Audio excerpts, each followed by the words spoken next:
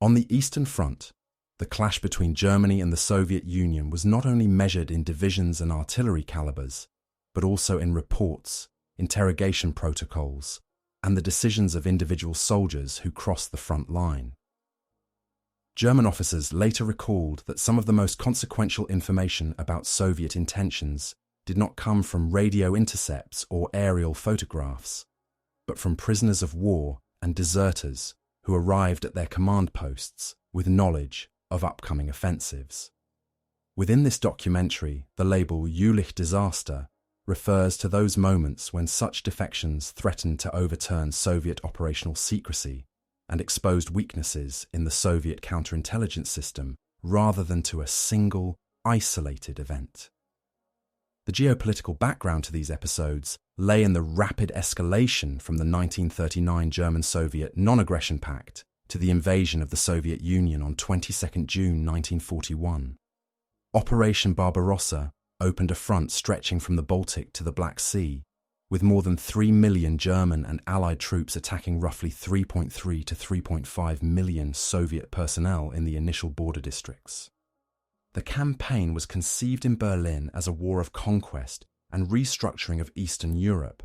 In Moscow, it was framed as a struggle for the survival of the state and the socialist system. Both sides understood that intelligence on the opponent's reserves, morale, and future plans would be decisive in such a conflict.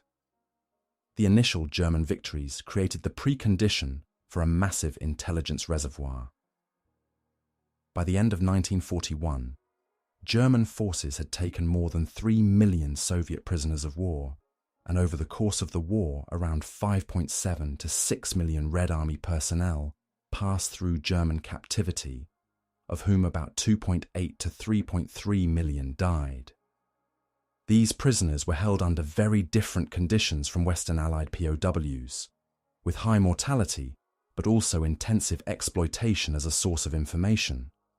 For the German Army High Command, captured Soviet soldiers, officers, and defectors became a primary channel for reconstructing Soviet orders of battle, replacement systems, and in some cases, offensive preparations. To handle this flow of data, the German General Staff maintained Fremde Heere Ost, Foreign Armies East, a specialized branch responsible for gathering and analyzing information on the Red Army and other Eastern opponents. Fremde Heere Ost compiled interrogation summaries, aerial reconnaissance reports, captured documents, and partisan reports into periodic estimates of Soviet strength and intentions.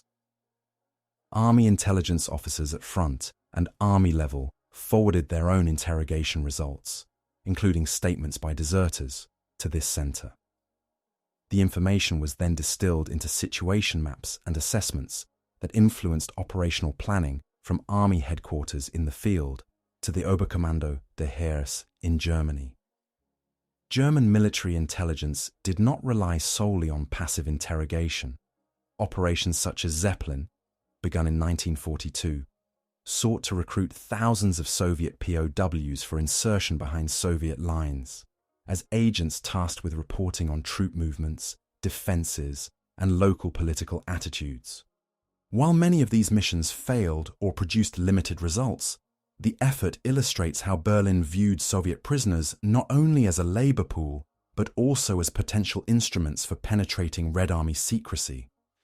This created a complex moral and practical landscape for Soviet soldiers in captivity, some of whom were motivated by political opposition to the Soviet regime, others by survival, and others by the hope of exploiting German interest while planning escape or return.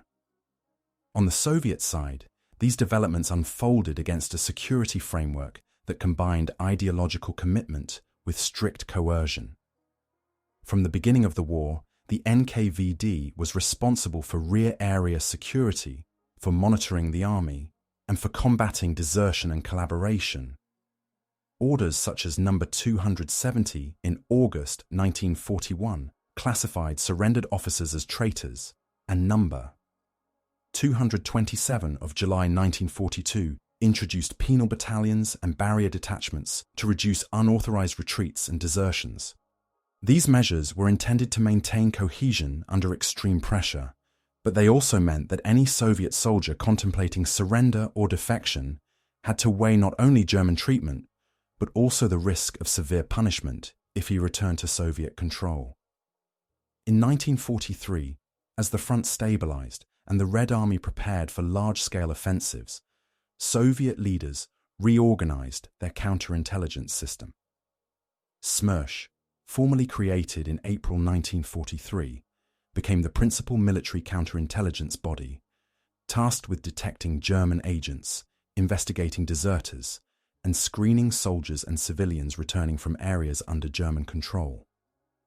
Its officers were embedded from front headquarters down to divisional level, examining rumors of impending desertion, monitoring morale, and attempting to seal potential leaks of operational information. In principle, this multi-layered apparatus, political officers, NKVD units, and SMERSH, should have limited the ability of informed personnel to cross to the German side. Yet the scale and duration of the Eastern Front made complete control impossible. Between 1941 and 1945, historians estimate that at least several 100,000 Soviet soldiers defected or crossed the lines, a rate higher than that recorded among most other belligerents. Some were recently mobilized conscripts with little training. Others were experienced officers, staff specialists, or communications personnel who possessed knowledge of forthcoming operations. For German intelligence, these individuals were especially valuable because they could confirm or contradict patterns emerging from other sources. Signal intercepts, aerial photographs, and captured documents. By 1943 and 1944, this contest over information took place in a broader environment of deception and counter-deception.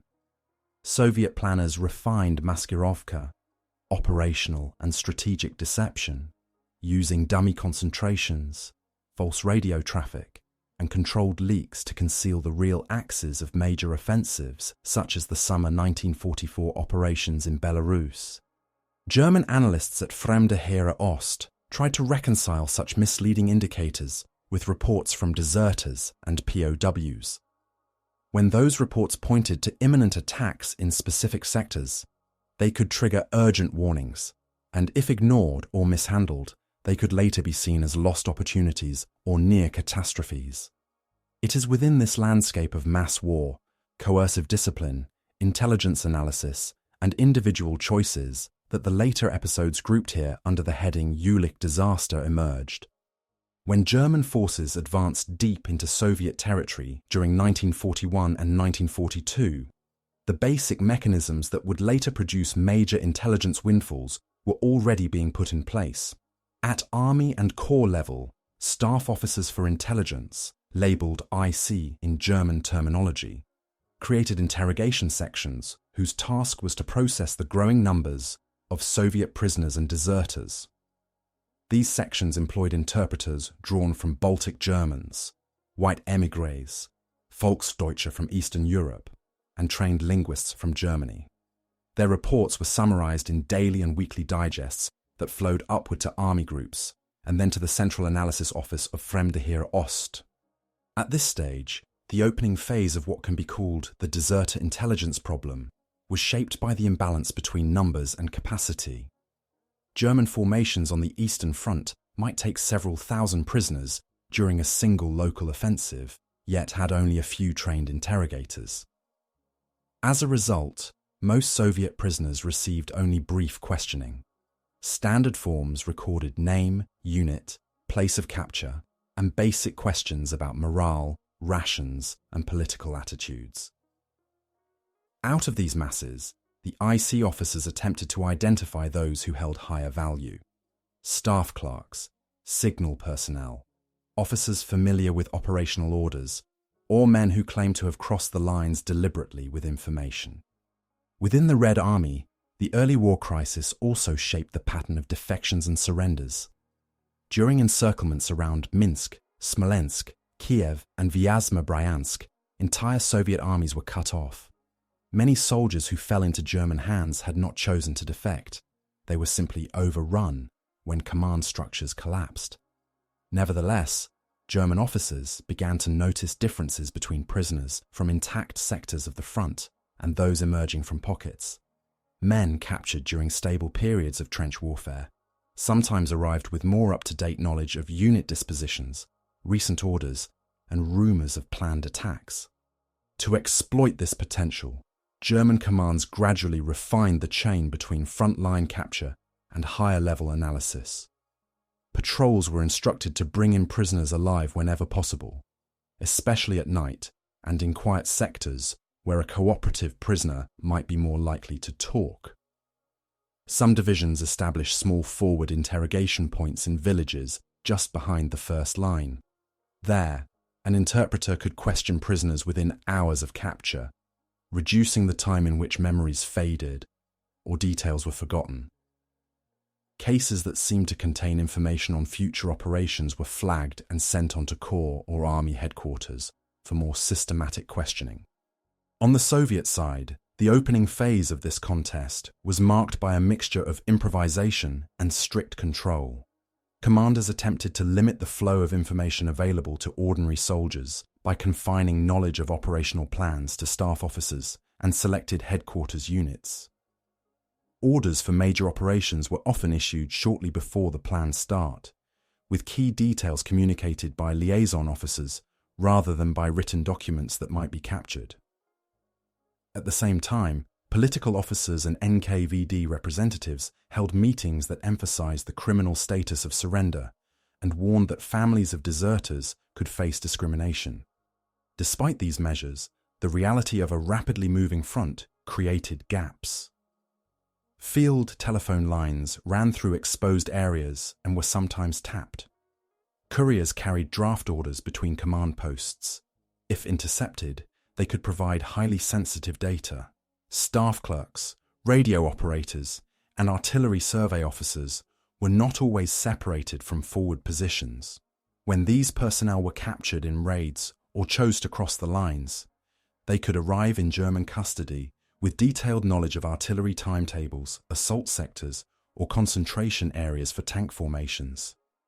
During the winter of 1941 to 1942 and the campaigns of 1942, German interrogators increasingly encountered Soviet prisoners who provided partial indications of forthcoming assaults.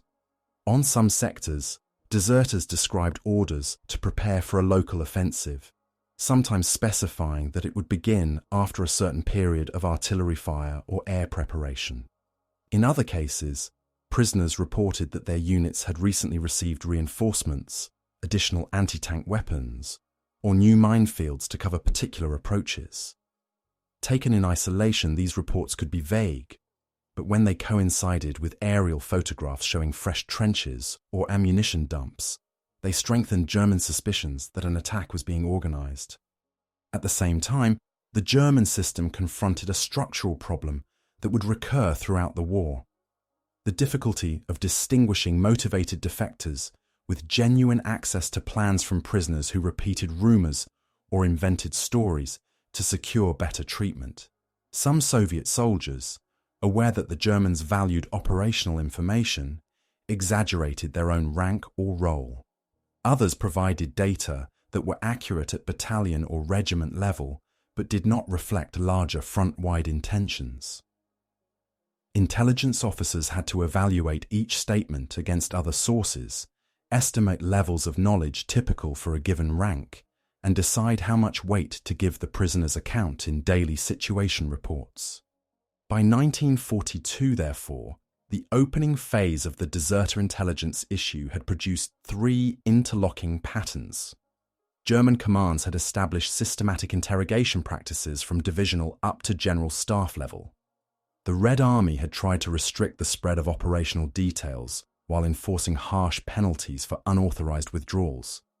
And along many parts of the front, a small but significant number of captured or defecting soldiers began to offer information that, if correctly interpreted and integrated, could signal where and when Soviet attacks might soon fall.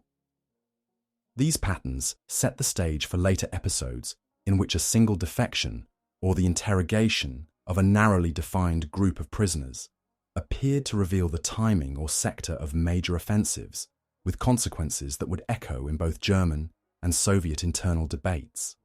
After the winter of 1942 to 1943, the war on the Eastern Front entered a phase in which intelligence about future offensives became central to operational planning on both sides. The defeat of German Sixth Army at Stalingrad and the withdrawal from the Caucasus convinced the German High Command that the Red Army would increasingly be able to concentrate large forces for planned attacks.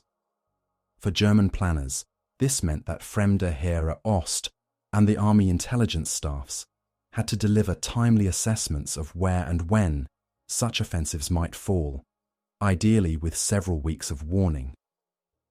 For the Soviet command, the same developments underlined the need to conceal offensive preparations more thoroughly and to close the channels through which informed personnel could defect.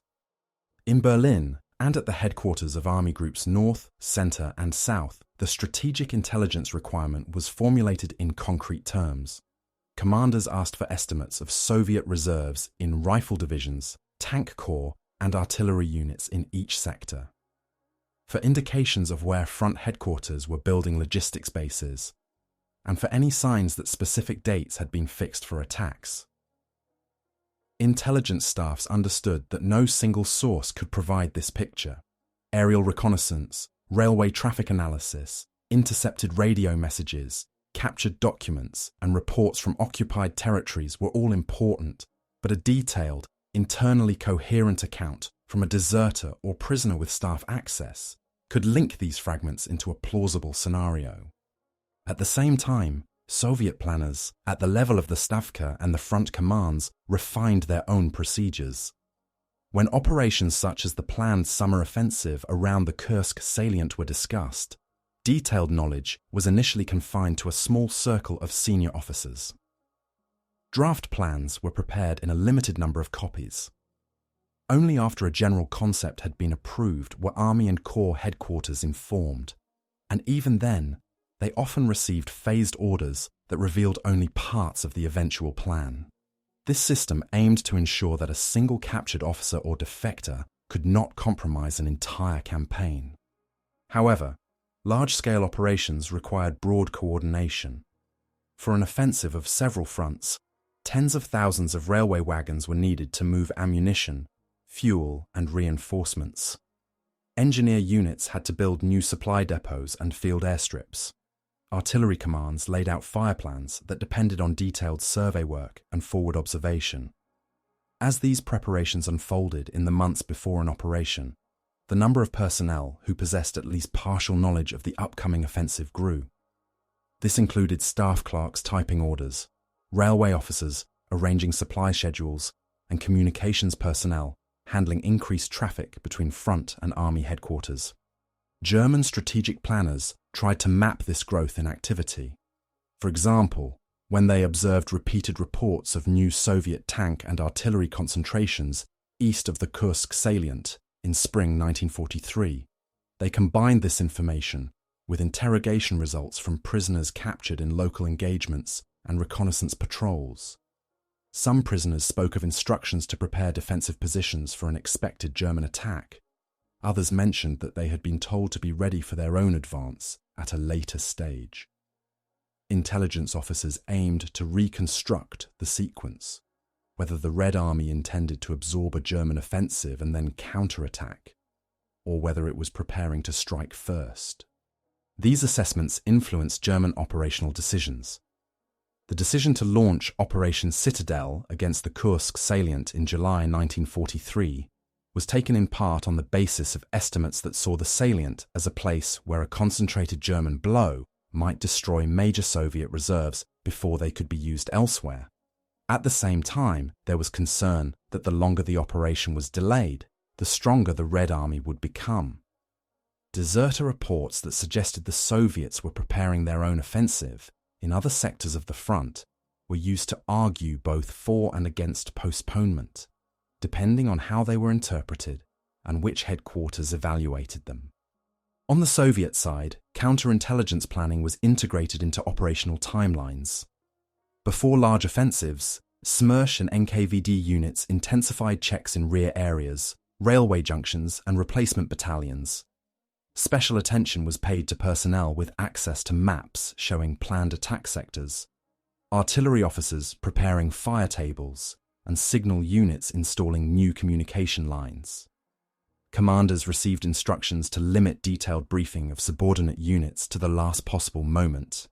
In some cases, dummy orders were drafted or false troop movements staged in order to confuse potential informants and, if necessary, to mislead any prisoners or deserters who might fall into German hands. Both sides also employed internal statistical control. German intelligence staffs maintained tables of prisoner and deserter statements, marking those that mentioned specific dates, unit designations, or objectives. Over time, they rated the reliability of different categories of sources, distinguishing, for example, between a forward infantryman with limited knowledge of higher intent and a staff officer from a front or army headquarters. Soviet security organs compiled their own reports on attempted desertions and on cases where personnel with classified information had been killed, captured, or gone missing. In theory, these tables were meant to identify weak points in the system where sensitive information was most at risk. This interaction of strategic goals and planning created the background to the later episodes grouped under the term Jülich disaster. German commands sought to extract maximum value from the limited number of Soviet soldiers who crossed the lines with significant operational knowledge, fitting their statements into a broader analytical framework. Soviet organs attempted to ensure that even if individuals defected, they would only be able to reveal partial information that could not be easily turned into a coherent picture. The effectiveness of these measures varied from operation to operation, and in specific cases, the combination of a determined defector and receptive interrogation staff appeared to bridge the gap between scattered indicators and a clear warning of the time and place of an impending offensive. The first major test of this intelligence contest under conditions of large offensive operations came in the summer of 1943 around the Kursk salient. By that time, German forces were reorganizing after Stalingrad, with roughly 777,000 to 780,000 men, about 2,400 to 2,900 tanks and assault guns, and more than 7,000 guns committed to Operation Citadel. Opposite them, the Red Army concentrated about 1,900,000 personnel, 4,800 to 5,000 tanks and self-propelled guns, and around 20,000 artillery pieces and mortars in and around the salient. Both commands expected a decisive clash and treated intelligence not as an auxiliary function, but as a central tool in shaping the coming battle. For the German side, the immediate objective in the opening phase was to narrow uncertainty about the exact timing and axes of Soviet countermeasures. Fremde Heere Ost and the intelligence staffs of Army Group Center and South had already concluded by spring 1943 that the salient was heavily fortified and that Soviet reserves were being assembled in depth. Interrogations of prisoners captured in local raids and skirmishes confirmed these assessments. Infantrymen reported extensive trench construction, new minefields, and the arrival of tank and artillery units behind the front. Some prisoners described instructions to prepare for a German offensive, followed by orders emphasizing readiness for future Soviet attacks, an indication that higher headquarters were planning not just to defend, but also to counterattack when conditions allowed. The Red Army, for its part, entered the battle with unusually detailed knowledge of German intentions. Soviet military intelligence and the NKVD received reports on Citadel from several channels, including radio intercepts and espionage networks in Europe, such as those later grouped under the label Red Orchestra and the Swiss-based Rote Drei. These networks transmitted German operational orders and estimates that pointed to a major offensive against the Kursk salient. As a result, Soviet commanders could structure their defensive belts to absorb the expected blow. Yet they also had to assume that their own preparations might become visible to German reconnaissance, or be described by captured personnel, and therefore combined extensive engineering work with deception measures intended to obscure the layout of reserves and the timing of planned counter-offensives. When Operation Citadel opened on July 5, 1943, with German attacks on the northern and southern faces of the salient, both sides entered the engagement with partial foreknowledge and blind spots. German commanders were aware that the Soviets had mined approaches heavily and built multiple defensive lines, but they underestimated the density of minefields, which in some sectors reached more than 2,000 anti-tank and 2,000 anti-personnel mines per kilometre. Interrogation reports had mentioned intensive mining, but without precise figures. At the same time, German pre-battle situation estimates did not fully reflect the scale of Soviet operational reserves behind the salient, in part because prisoners from forward units had limited insight into deeper echelons. As the battle unfolded, German intelligence officers could confirm, but not fundamentally revise, their pre-offensive picture. For Soviet security organs, the opening days of Citadel demonstrated both the strengths and the limitations of their counterintelligence system. SMERSH and NKVD units had screened rear areas, restricted circulation of detailed operational maps, and enforced strict discipline regarding discussion of offensive plans. Nonetheless, German interrogations in the Kursk sector produced information on the composition of front-line Soviet formations, the existence of successive defensive zones, and in some cases, approximate expectations regarding the duration of initial defensive fighting before Soviet counterstrokes.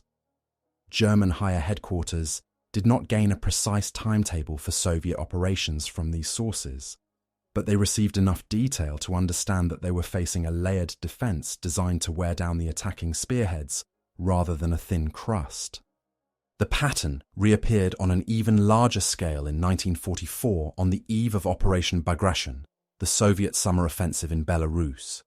For this campaign, the Red Army assembled approximately 2,300,000 men, around 5,800 tanks and self-propelled guns, more than 30,000 guns and mortars, and over 5,000 aircraft, against about 800,000 German troops and several hundred tanks in Army Group Center.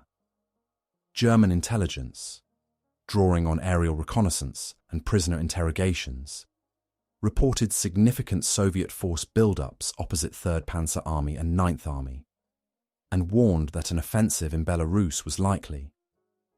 However, these warnings coexisted with expectations at the highest level that the main Soviet effort would fall further south in Ukraine. As in earlier operations, information from prisoners and deserters was one strand in a larger analytical fabric. Its impact depended less on the precision of individual statements than on how they were interpreted within the assumptions held by senior commanders. In the first days of Bagration, beginning on June 22, 1944, the interaction between planning and intelligence became visible on the ground. Soviet artillery preparations and infantry breakthroughs along the Belarusian sector confirmed that the concentration of forces detected earlier had indeed been the prelude to a major offensive.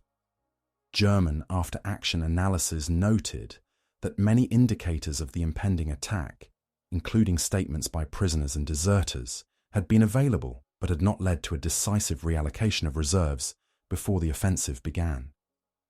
For Soviet counterintelligence, the scale of the surprise achieved at the operational level was a positive result, but the fact that German staffs could reconstruct elements of the plan so quickly once the battle started showed that the combination of deserter reports and technical intelligence still allowed the opponent to update their picture rapidly, even when the initial blows were already falling. By late 1943 and early 1944, the intelligence struggle over Soviet deserters unfolded against a backdrop of intensified warfare and rising strain on both armies. The Eastern Front extended from the Gulf of Finland to the Black Sea, with tens of millions of men mobilized over the course of the war and more than 8.6 million Red Army dead and 4.5 million missing, most of them captured. Within this environment, even limited leaks of information about offensive timetables or axes could influence operations affecting hundreds of thousands of soldiers. For both German and Soviet commands, desertion was no longer only a local disciplinary issue. It had become intertwined with questions of operational surprise, political loyalty, and the sustainability of frontline morale. German intelligence analysts observed that as the war progressed, the proportion of prisoners who were deserters rather than encircled or overrun soldiers increased. By 1943 to 1944, Fremde Heere Ost and front intelligence staffs reported that deserters often arrived with clearer narratives than ordinary POWs. They had chosen the time and place to cross the lines, were less disoriented by combat, and sometimes brought documents or map sketches to prove their value. Studies of German wartime records and post-war analyses note that prisoner and deserter statements were systematically tabulated with separate columns for those who claimed to have defected voluntarily. This classification reflected the belief that motivated defectors might possess higher-grade information, orders, staff rumours, or details of artillery preparation than conscripts captured in trench raids. At the same time, German planners recognized that the expansion of Soviet operations created a crisis of interpretation. In 1944, the Red Army launched multiple front-wide offensives in rapid succession, from the winter battles along the Dnieper to the summer offensive in Belarus. Each offensive required large logistics movements, new bridging, and artillery deployments visible to aerial reconnaissance.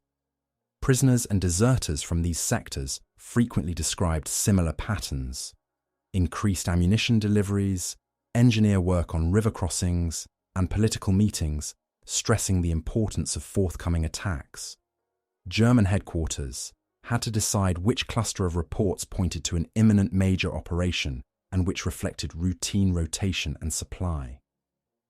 In some cases, such as the concentration opposite Army Group Center before Operation Bagration, intelligence summaries did warn of a likely offensive, but the full scale of the threat was not accepted by higher command. For the Soviet side, the same period brought an escalation in the perceived danger of desertion, particularly among personnel with access to sensitive information. Archival research indicates that NKVD and military prosecutors executed more than 10,000 deserters by October 1941, and that around 158,000 death sentences for desertion and related offences were passed over the course of the war. Alongside executions, the Soviet state also experimented with amnesty campaigns. Barrier troops and political departments reported that amnesty weeks in some regions led to the return of an estimated 98,000 to 132,000 deserters to the ranks. Regional studies showed tens of thousands of desertion or draft evasion cases recorded between 1941 and 1944 in Ukraine, Central Asia, and other areas, underlining the breadth of the problem. Smersh reports treated desertion as both a security breach and a symptom of broader crises. In sectors suffering heavy casualties, inadequate supply, or repeated withdrawals, the risk that communications specialists, staff clerks, or artillery officers might attempt to cross the front was judged to be higher. Security organs responded with intensified surveillance of telephone exchanges, cipher sections, and rear command posts, and with checks on officers travelling along the front. Nevertheless, the complexity of modern operations meant that hundreds of individuals at army and front level had at least partial knowledge of forthcoming actions. Each movement order, artillery fire plan, or bridging schedule widened the circle of potential informants. The crisis dimension was not limited to discipline and security. It also touched political narratives. German propaganda units, working with the Vlasov movement and other collaborationist structures, attempted to frame defection as a political choice rather than a purely individual survival decision. Leaflets featuring Andrei Vlasov, and other Soviet officers in German service were distributed along the front, promising better treatment and a role in building an alternative Russia. Soviet authorities replied by equating desertion with treason, stressing that families of deserters might face discrimination, and publicizing awards for units that had maintained cohesion under difficult conditions. This confrontation of messages created additional pressure on soldiers already dealing with physical exhaustion, complex loyalties, and fear of both German captivity and Soviet punishment. On the ground, the interaction of these factors produced episodes in which desertion had direct operational consequences. In some winter 1943 to 1944 operations along the Dnieper and in right bank Ukraine, German after-action reports mention that pre-attack artillery concentrations or assembly areas for Soviet units had been identified partly through questioning of prisoners and deserters, leading to preemptive counter-battery fire or local reinforcement. Conversely, Soviet reports from the same period record instances where planned attacks met unexpectedly heavy fire on previously quiet sectors, prompting internal investigations into possible leaks. While these cases rarely determined the outcome of an entire campaign, they illustrate how, under conditions of escalating warfare, the decision of a small number of informed individuals to cross the lines could contribute to crises of confidence, force redeployments, and adjustments to timetables on both sides. By 1944, the deserter issue thus embodied several overlapping crises: a crisis of morale in units exposed to continuous combat, a crisis of authority for Soviet organs striving to maintain discipline without exhausting their own legitimacy, and a crisis of assessment for German intelligence structures struggling to weigh the testimony of defectors against other indicators.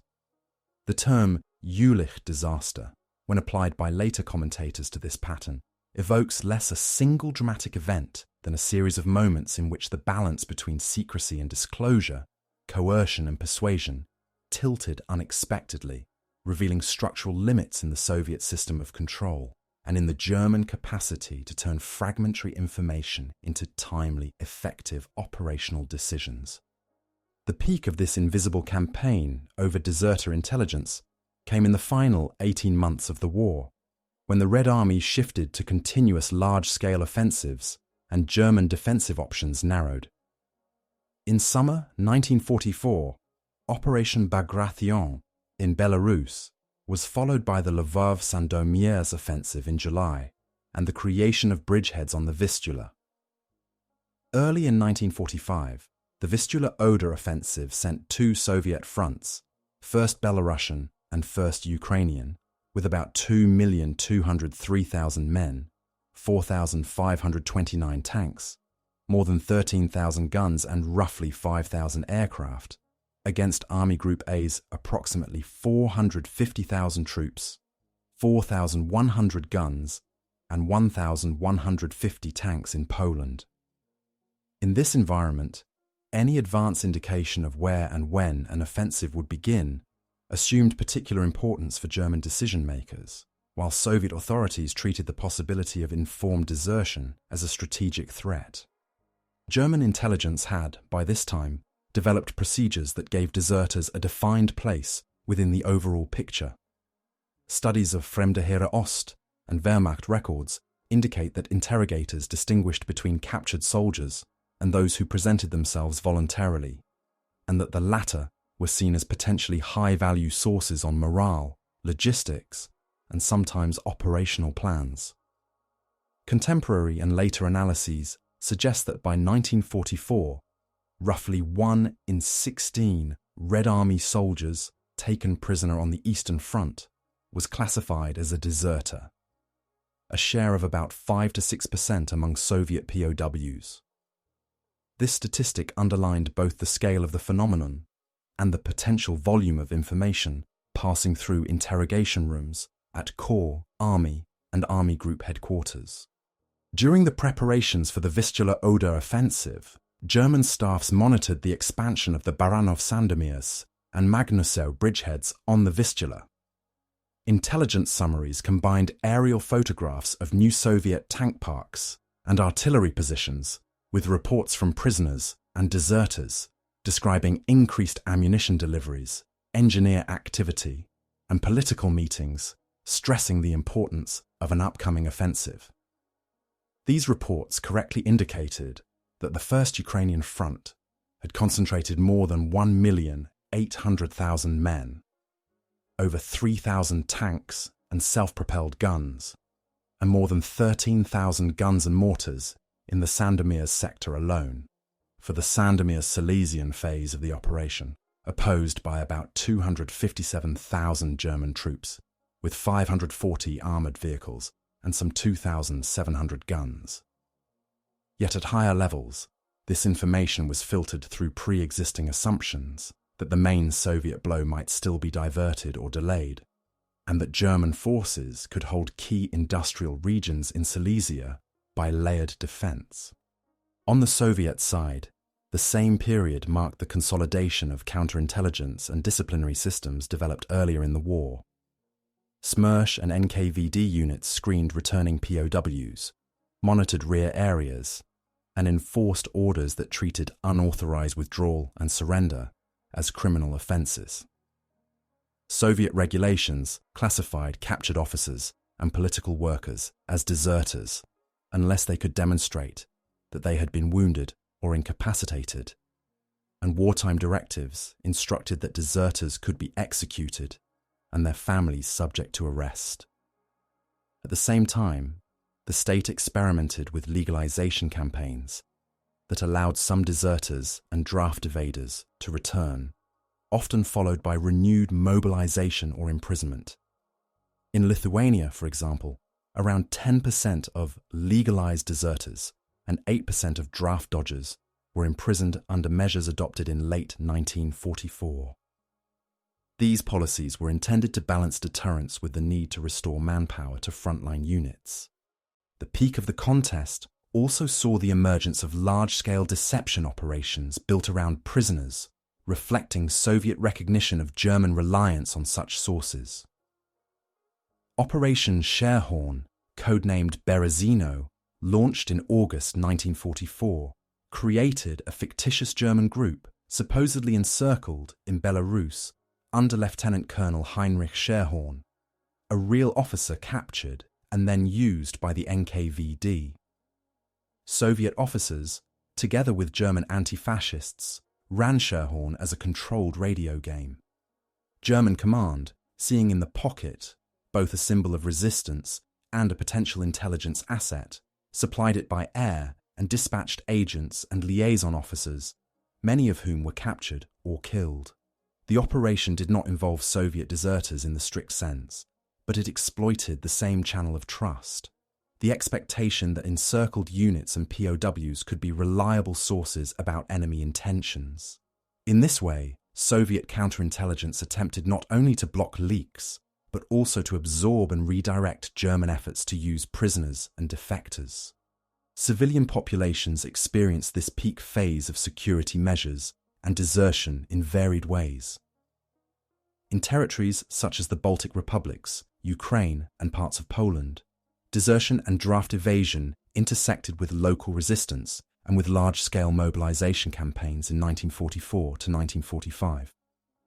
Soviet documents from Lithuania record systematic searches of farmsteads and urban districts for draft dodgers and deserters, as well as forced transfers of those who legalized themselves into specific national divisions of the Red Army.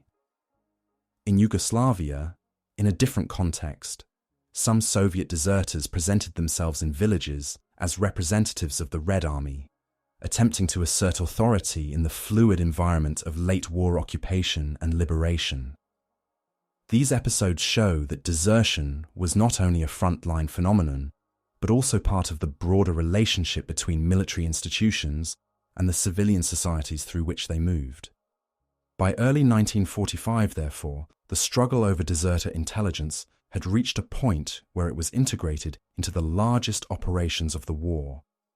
German headquarters counted on deserters and POWs as one of several sources to narrow uncertainty about forthcoming offensives, even as they struggled to reconcile their reports with other indicators. Soviet authorities, facing continuous offensive commitments from the Baltic to the Carpathians, combined harsh disciplinary measures with selective amnesties and sophisticated deception operations centered on prisoners. The Jülich disaster, in this sense, represents the culmination of a wider pattern. Moments at the height of the campaign when the interaction between individual decisions to cross the lines, institutional attempts to control or exploit them, and the tempo of operations produced consequences that neither side could fully anticipate. As the war entered its final phase, both German and Soviet institutions adjusted their practices to the realities revealed by deserter episodes. On the German side, adaptation began at the level of interrogation techniques.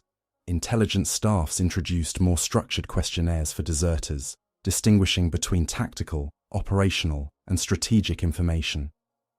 Interrogators were instructed to reconstruct the deserters' recent movement history, from which unit, through which headquarters, by which routes. This allowed cross-checking against map data and previous reports. Prisoners who could identify specific staff officers, signal call signs, or railway timetables were given higher reliability ratings than those whose accounts consisted mainly of general remarks about morale. German commanders also modified how they integrated deserter information into operational decisions. In several army group areas, intelligence sections began producing deserter situation maps in which reported concentrations, artillery positions, or planned attack sectors were plotted with symbols indicating the source's category and assessed reliability. If separate deserters, captured days apart and from different units, described similar objectives or dates, the corresponding area on the map might be flagged for increased reconnaissance or reinforcement. In some cases, this led to the redeployment of reserves, adjustments to artillery plans, or the construction of new field fortifications on sectors previously considered secondary. These adaptations, however, were constrained by material and structural limits. By 1944 to 1945, German forces on the Eastern Front faced shortages of fuel, ammunition, and mobile reserves. Even when deserters provided advance warning of increased Soviet activity in a sector, the ability to shift significant forces there was often limited. Commanders had to prioritize among multiple warning signs, reports from aerial reconnaissance, intercepted radio traffic, partisan activity, and deserter statements competed for attention. The same intelligence that prompted a local strengthening of defences could not always be translated into a theatre-level reorganisation of forces. On the Soviet side, resistance to the risk of informed desertion combined security measures with changes in operational practice. Front and Army headquarters experimented with need-to-know dissemination of plans, not only in principle, but in concrete procedures. Detailed attack orders were broken into annexes distributed separately to artillery, tank, and infantry staffs. Some higher-level timetables were communicated verbally in restricted conferences rather than circulated on paper. Cipher services replaced or rotated codebooks more frequently in sectors where desertion had occurred, and telephone exchanges were ordered to limit or avoid open discussion of sensitive matters, even on internal lines. Field commanders also adapted in response to perceived leaks. When attacks met unexpectedly heavy defensive fire on axes that had been regarded as less obvious, reports sometimes recommended altered briefing practices, last-minute changes to assault sectors, or the use of false assembly areas to mislead any potential defectors. Engineer units were instructed in some cases to prepare alternative crossing points or minefield gaps that could be activated on short notice, reducing the risk that a deserter's description of preparations would remain accurate on the day of the attack. These measures aimed to preserve flexibility while accepting that complete secrecy could not be guaranteed. Beyond formal structures, adaptation took place within the ranks. Many Red Army units developed informal norms about discussing orders, with non-commissioned officers, reminding soldiers not to speculate about dates or objectives within earshot of unfamiliar personnel or civilian labourers. German accounts from late in the war describe encounters with deserters who possessed less concrete information about higher-level plans than earlier in the conflict, suggesting that compartmentalization had some effect. At the same time, Soviet veterans' testimonies indicate that rumours about forthcoming offensives still circulated widely in trenches and rear areas, reflecting the gap between official restrictions and everyday conversation. Civilian populations in frontline regions adjusted to the intensified security environment as well. In villages near likely staging areas, inhabitants were subject to searches, curfews and checks intended to prevent the spread of information across the lines. Some communities developed practices of collective caution, limiting movement toward the front in the days before an anticipated offensive. Others became sites where deserters tried to hide temporarily, provoking further sweeps by security units. These interactions influenced local attitudes toward both the Red Army and German forces, adding another layer to the complex relationship between military secrecy, civilian life, and survival strategies. German occupation authorities and collaborationist formations also adapted to the presence of deserters. In some regions, Soviet deserters and former POWs were incorporated into auxiliary police or security battalions tasked with guarding depots, rail lines, or prisoner camps. Their knowledge of Red Army procedures was occasionally used in training or in planning local operations. However, doubts about loyalty limited the roles assigned to many of them, and incidents of redesertion or defection back to Soviet lines prompted tighter controls and reassessments of their usefulness as long-term assets. Thus, during this phase of the war, both sides moved from ad hoc responses to more systematic forms of resistance and adaptation. German intelligence attempted to refine its use of deserter testimony within a structured analytical framework, while Soviet commands sought to narrow the channels through which operational plans could leak without impairing the coordination required for multi-front offensives. The choices of individual soldiers, whether to remain, surrender, or cross the lines deliberately, continued to intersect with these institutional adjustments, shaping how effectively each side could convert human information into practical measures under conditions of sustained, large-scale warfare. The turning point in this struggle over deserter intelligence did not arrive in a single incident, but in a gradual recognition on both sides of what such information could and could not achieve under the conditions of 1944 to 1945. By late 1944, the Red Army had numerical, industrial, and operational advantages that no amount of advance warning could fully offset for the Wehrmacht. At the same time, Soviet leaders understood that traditional methods of repression and surveillance had not eliminated the risk that informed personnel might cross the lines. The Jülich disaster, as a conceptual term, points to this moment when the structural limits of both intelligence exploitation and counterintelligence control became visible. Within German headquarters, reports from Fremde Heere Ost and Front Intelligence sections still highlighted deserter testimony as an important source. Instructions emphasized that Soviet soldiers who came over voluntarily could offer more than our own intelligence services in terms of concrete details on enemy strength and intentions, and officers urged better treatment of prisoners and deserters for this reason. Yet by early 1945, these reports coexisted with assessments that stressed chronic shortages of fuel, ammunition, and reserves. Even when deserters correctly indicated that Soviet bridgeheads on the Vistula or in East Prussia were being expanded for major offensives, commanders often lacked the means to withdraw divisions from other threatened sectors, replace worn-out armoured units, or reconstruct coherent defensive lines. Soviet counterintelligence reached its own turning point as it attempted to transform experience into doctrine. Studies of Smersh show that by 1944, its responsibilities included not only preventing desertion, but also managing controlled operations that sent agents, sometimes disguised as deserters, into German service.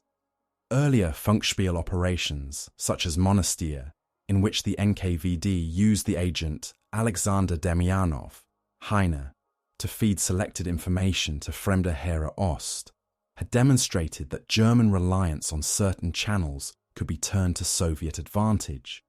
With Operation Scherhorn/Berezino in 1944 to 1945, the NKVD extended this principle, creating an entire fictitious German group behind Soviet lines and drawing German airlift and agent resources into a controlled environment. These operations did not remove the risk of genuine desertion, but they illustrated a shift. Deserter and POW channels had become both a vulnerability and an instrument for both sides. On the front line, the turning point was registered less in doctrine than in the rhythm of operations.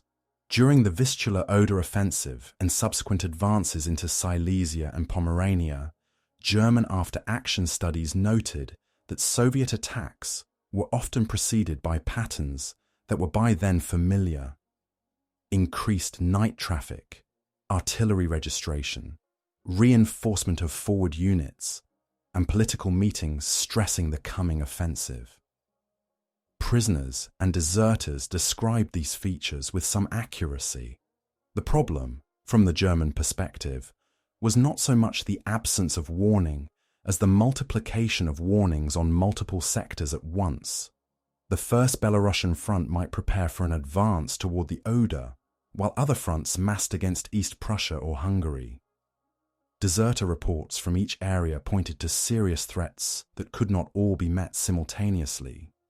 For Soviet authorities, the same campaigns underscored that desertion, although reduced compared to the crisis years of 1941 to 1942, had not disappeared. Research based on Soviet statistics suggests that around 1.5 million army deserters and draft evaders were detained during the war, with roughly 42% formally arrested, while more than 200,000 individuals remained not found after deserting or becoming separated from their units. These figures, together with regional data from republics such as Lithuania and Ukraine, indicated that even at a time of major victories, the state continued to face challenges in maintaining loyalty and cohesion across a vast and diverse mobilized population. Legalization drives and amnesty campaigns during 1944 to 1945 were in part an attempt to stabilize this situation by reintegrating some offenders while retaining the option of harsh punishment for others. The consequences of this turning point extended beyond the staff maps and directives. In many frontline regions, civilians saw the tightening of security measures that followed suspected leaks. Increased checks at roadblocks, scrutiny of local labourers working near military installations, and periodic sweeps for deserters in forests and villages. In some areas where collaborationist or auxiliary units included former Soviet soldiers, rumours of redesertion produced further mistrust between occupiers and local populations. For civilians, the line between a deserter seeking shelter, an infiltrator sent under false colours, and a returning soldier subject to NKVD screening was often unclear, but the presence of all three types shaped daily calculations about contact with armed men from either side. By the beginning of 1945, therefore, the momentum of the war on the Eastern Front was determined less by individual intelligence windfalls than by the accumulated weight of industrial capacity, manpower reserves, and operational experience. German institutions had learned to systematize the exploitation of deserter information, but lacked the material basis to act decisively on many of the warnings they received. Soviet institutions had developed an extensive apparatus to deter and manage desertion, and to run their own deception schemes, but could not entirely prevent informed individuals from crossing the lines. The Jülich disaster, in this sense, refers to the moment when both sides recognized that the struggle over deserter intelligence, although still significant at operational and local levels, could no longer reverse the broader trajectory of the Eastern Front. The end of combat operations on the Eastern Front brought the long contest over deserter information into a different setting: withdrawal, occupation, and the management of millions of displaced people. For the Wehrmacht, the collapse of front lines in 1944 to 1945 meant that the interrogation rooms of Fremde Heere Ost and Army intelligence staffs no longer generated assessments for German commanders facing Soviet offensives. Their last reports instead documented the disintegration of German formations and the advance of the Red Army into East Prussia, Silesia, and the Balkans. In April-May 1945, as German forces in the east surrendered in large groups, the files and personnel of Fremde Heere Ost were transferred to the United States Army, where General Reinhard Gehlen offered his archive and expertise to American intelligence. The knowledge once used to interpret Soviet deserter reports on offensive preparations now became a resource in the emerging post-war confrontation. For Soviet institutions, the immediate aftermath of victory posed a different set of problems. Between 1944 and early 1946, approximately 5.2 million Soviet citizens were repatriated from Europe, including about 1.8 million former prisoners of war and 3.4 million forced labourers, Ostarbeiter. The state treated these returnees as both victims of German policies and potential security risks. NKVD filtration camps, created in 1941 and reorganized in February 1945, processed more than 4 million people by 1946, of whom about 1.5 million were former POWs. Their task was to separate those who were considered loyal from those suspected of collaboration, desertion, or deliberate surrender. Statistical summaries show how repatriation and filtration shaped post-war fates. By 1946, around 80% of civilians and 20% of POWs processed in filtration camps were released. 5% of civilians and 43% of POWs were remobilized into the army. 10% of civilians and 22% of POWs were sent to labor battalions, and 2% of civilians and 15% of POWs, about 226,000 individuals, were transferred to the NKVD camp system. Other studies estimate that of the 1.5 to 1.8 million returning POWs, roughly 15 to 17% were sent to Gulag camps, while larger shares were redrafted or employed in reconstruction battalions. In these figures, the wartime categories that linked desertion, capture, and defection to treason continued to shape the lives of people whose initial decision to surrender or cross the lines had often been made under extreme battlefield conditions. The humanitarian consequences of this system were layered on top of the devastation experienced under German occupation. Of the 5.7 million Soviet POWs taken by German forces during the war, at least 3.0 to 3.3 million died in captivity from starvation, disease, exposure, and executions. Survivors who returned faced interrogation and screening that could last weeks or months, often in overcrowded camps. For many, the psychological impact of surviving German camps was compounded by the uncertainty of their reception at home, where orders such as number 270 and wartime propaganda had labelled surrender as betrayal. Families of former POWs and deserters sometimes encountered difficulties in obtaining ration cards, employment, or residence permits until their relatives' status had been clarified.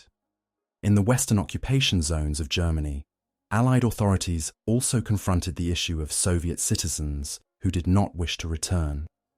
Operations such as the British and American repatriation of Soviet displaced persons, later discussed under the heading of forced repatriation, brought additional complexity. Some men who had served in German units or who feared punishment for desertion tried to remain in displaced persons camps or to pass as non-Soviet nationals. Studies of repatriation policies show that by early 1946, about 15% of former Soviet POWs in Western hands were handed over to Soviet security organs, a higher proportion than among civilian forced labourers.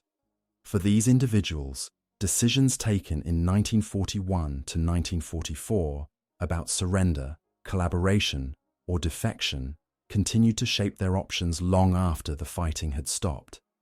Within the Soviet Union, the end of the war did not mean the immediate dissolution of the security structures developed to combat desertion and manage information flows. Filtration camps remained active into the late 1940s, processing not only repatriated citizens, but also people from newly annexed territories and from regions affected by post-war insurgencies. SMERSH was formally disbanded in 1946, but many of its functions were absorbed into the MGB and later the KGB, ensuring continuity in methods of surveillance and interrogation.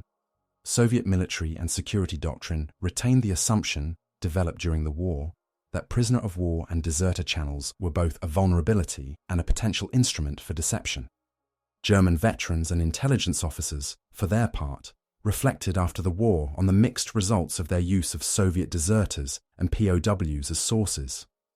Analyses of Fremde Heere Ost emphasize that while interrogation reports often contained accurate details about local Soviet dispositions and sometimes about planned operations, the value of this information depended on the analytical framework within which it was interpreted. In campaigns such as Bagration and the Vistula Oder offensive, warnings derived in part from deserter testimony had been available, but were overridden by broader strategic assumptions, logistical constraints, and command decisions. For civilians in Eastern Europe, the post-war period brought new forms of control and displacement that were indirectly linked to wartime desertion and intelligence practices. In territories that had experienced both German occupation and Soviet reoccupation, such as the Baltic republics and parts of Poland and Ukraine, the presence of filtration camps, security sweeps, and searches for deserters or collaborators became part of everyday life. Some communities hosted former POWs and deserters returning from Germany. Others saw residents deported as suspected collaborators or as part of broader population transfers. In this landscape, the boundaries between wartime intelligence categories and post-war social identities were blurred. Thus, in the immediate aftermath of the Eastern Front campaign, the long struggle over deserter intelligence did not end with a clean break. Instead, it continued in the form of repatriation policies, filtration procedures, and the reorganization of intelligence institutions. Decisions made in interrogation rooms, staff conferences, and security headquarters between 1941 and 1945 influenced who was allowed to return home, who was remobilized, and who was sent to camps or labor battalions. The Jülich disaster, understood as the set of failures and limits in preventing or exploiting defections with operational knowledge, therefore had consequences that reached beyond the battlefield into the structures of post-war European society and the lives of millions of former soldiers and civilians. In the longer view, the contest over deserter information on the Eastern Front became part of a wider discussion about how modern states manage war, loyalty, and knowledge. For the Soviet Union, wartime experiences reinforced an assumption that security threats could emerge not only from enemy spies, but also from ordinary soldiers and civilians who carried information across borders under pressure of combat and occupation. The institutional mechanisms built around this assumption, NKVD rear security units, SMERSH, filtration camps, and post-war intelligence organs, continued to shape Soviet policy in the early Cold War. From internal surveillance practices to the way military planners thought about the risk of leaks before major exercises or deployments. For Western states, the legacy emerged partly through the re-employment of German expertise. The Gehlen organization, founded around former Fremde Heere Ost personnel, contributed to early West German and NATO assessments of Soviet forces. In their files, the Eastern Front appeared as a case study in both the potential and the limits of human intelligence. Reports based on deserter and POW testimony were re-examined with an eye to understanding why some warnings about Soviet offensives had been accurate yet ineffective, while others had been misleading or incomplete. This experience influenced post-war debates about how to weigh human sources against signals intelligence, aerial reconnaissance, and other technical means. Historians later approached the same material from different angles. Some studies focused on the scale of Soviet losses and the treatment of POWs, highlighting the structural conditions under which decisions to surrender, desert, or collaborate were made. Others concentrated on operational questions, asking to what extent specific offensives were compromised or anticipated because of desertion. In this literature, the term Jülich disaster serves as a shorthand for cases where Soviet counterintelligence failed to prevent individuals with significant knowledge from crossing the lines, and where German interrogation was able to turn their information into concrete assessments of Red Army plans. At the same time, many researchers caution that such episodes rarely determined campaign outcomes on their own, but interacted with wider factors such as production, logistics, and coalition strategy. For participants, the memory of these events remained complex. Former Soviet soldiers who had been captured or who had fled across the front often faced difficulties in speaking openly about their experiences for decades. To legal classifications that associated captivity with disloyalty. Some accounts describe the tension between personal survival decisions and official narratives that emphasized unbroken resistance. Former German intelligence officers, by contrast, sometimes portrayed deserter sources as proof of their professional skill, while acknowledging that institutional cultures and command priorities had limited the effect of their analyses. In both cases, individual memories intersected with broader political needs to frame the war in specific ways. Civilian recollections add another dimension. In many regions of Eastern Europe, people remembered wartime desertion less as an abstract intelligence issue and more as a series of encounters. A uniformed man asking for food in a village, security units searching houses, or rumours that someone had crossed the lines and vanished. These experiences influenced attitudes towards state authority after 1945, particularly in areas where post-war security campaigns continued to use methods developed during the war. The boundary between deserter, collaborator, and refugee could shift depending on who wrote the report or controlled the archive, leaving later generations to piece together local histories from partial or conflicting sources. In military thought, the Eastern Front contributed to a more general understanding that control over information within mass armies can never be absolute. Even under strict disciplinary regimes, large operations require the involvement of many staff levels and technical specialists. Attempts to minimize risk through compartmentalization, last-minute orders, and deception operations can reduce but not eliminate the possibility that individuals with knowledge will be captured or will decide to change sides. Post-war doctrines in several countries reflected this conclusion by emphasizing redundancy and flexibility. Plans were constructed so that partial disclosure would not automatically cause collapse, and deception was used to complicate the opponent's interpretation of any information obtained. The story also highlights how intelligence failures and successes are relational rather than absolute. German exploitation of Soviet deserters was most effective when integrated with other sources and when higher command was prepared to revise assumptions.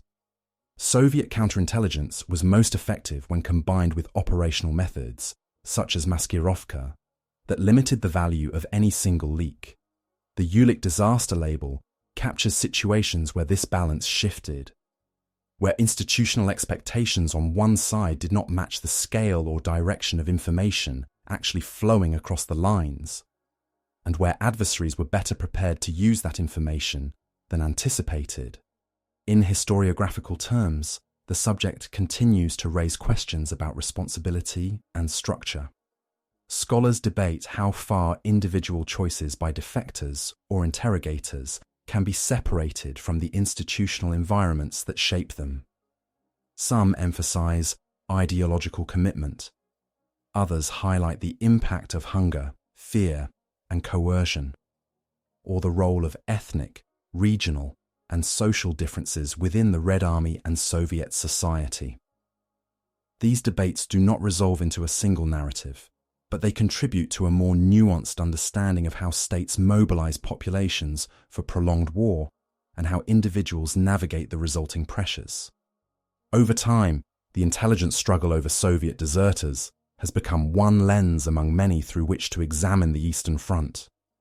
It connects frontline events with rear area security, civilian experiences with staff planning, and wartime decisions with post-war institutions. While it does not by itself explain the outcome of the war, it illuminates mechanisms through which information, trust, and coercion interacted in a conflict involving tens of millions of people. As a concept, the Jülich disaster invites viewers and readers to consider not only how plans are made and executed, but also how they are exposed, interpreted, and remembered across the shifting boundaries between armies, states, and societies.